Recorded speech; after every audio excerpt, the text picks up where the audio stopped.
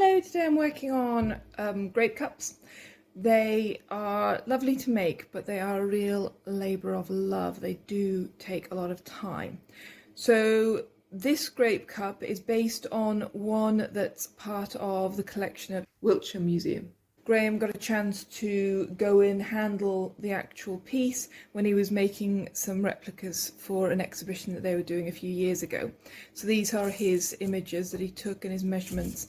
It's not that often we get to actually handle a piece, and it makes a huge difference, and it's just really nice to get hands on with something that is so old and so beautifully made, so it's a big deal. The original of this was found in the Wilsford G7 Bronze Age barrow.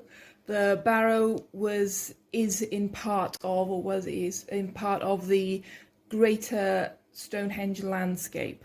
So it was one of a number, I think it was 19 barrows found within the area. So it clearly was a very important ceremonial site there.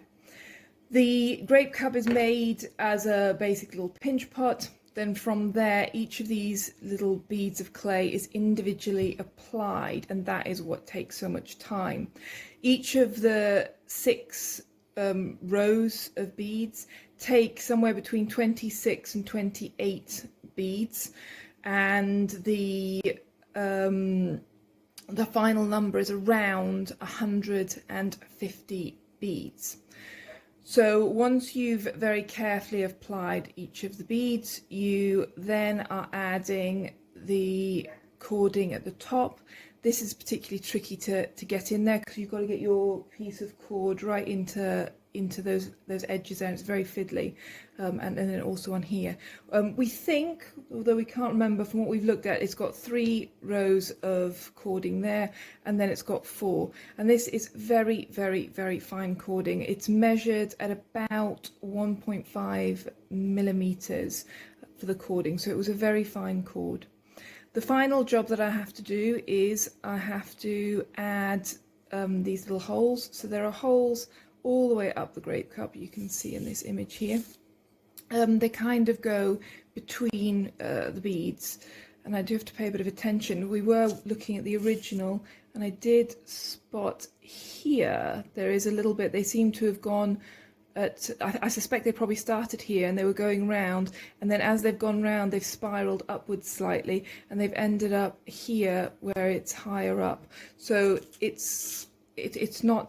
wasn't absolutely perfect. The potter who first made it was clearly not necessarily paying full attention when they were making it, and perhaps hadn't noticed that they were spiraling, or just in their focus they just hadn't kind of been watching what they were doing.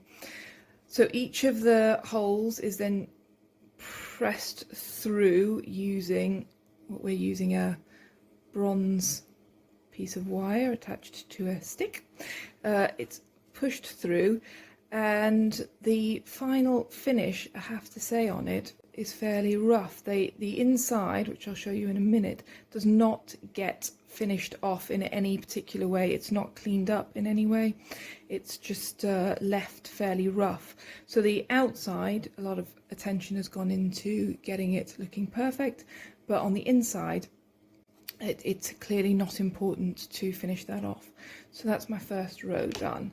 In doing that, you get these little beads of clay because you're essentially pushing out the clay from the other side. So this is one I've started on. I've still got a way to go, and this is one that I've done. So you can see there, hopefully on the inside, you can see that it's left extremely rough on the inside.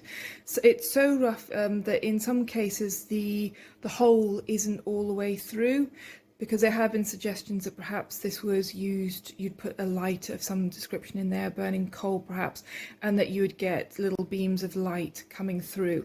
But it's so poorly finished on the inside, and like I say, some of the holes are only tiny. They've only got a small amount of light that would be able to go through them.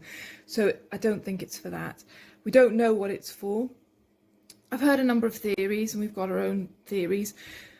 Like I say, one was for some kind of light but I don't think that would work. Other people have suggested incense, and that would work because you would burn your incense in there and the holes would provide a good amount of ventilation to allow it to go through. Other people have suggested it's a hand warmer because if you put something hot in there, and if you're holding the pot directly, so if I was holding that part of the pot directly, the pot would heat up and it would burn your hands. However, if you're holding it on the beads, there's enough air ventilation going through them that you shouldn't have your hands getting burnt. There should be, you should get the heat from the pot, but without getting direct contact with the actual pot, so you shouldn't burn your hands. The other thing, they're often found in graves, but again, I mean, they could have been used daily. We don't know, because the ones in graves survive better because they've been placed carefully and they've been looked at, well, just stayed underground and not been messed about with, and therefore they survive. But we've thought perhaps it could be, since we've got this hand warmer thing, since you could hold it with something that was hot in there, the idea that perhaps a coal was taken from the home fire, put in there and carried to the pyre where the person was going to be cremated, and then you'd be able to light the funeral pyre with a piece of coal from the home fire, which, you know, it's possibly a bit of a romantic kind of interpretation, but we just don't know what it was for. So anyone's guess is as good as ours. I can say it is a very tactile, nice object to hold, really beautiful to hold, and fun but laborious to make. Okay, bye.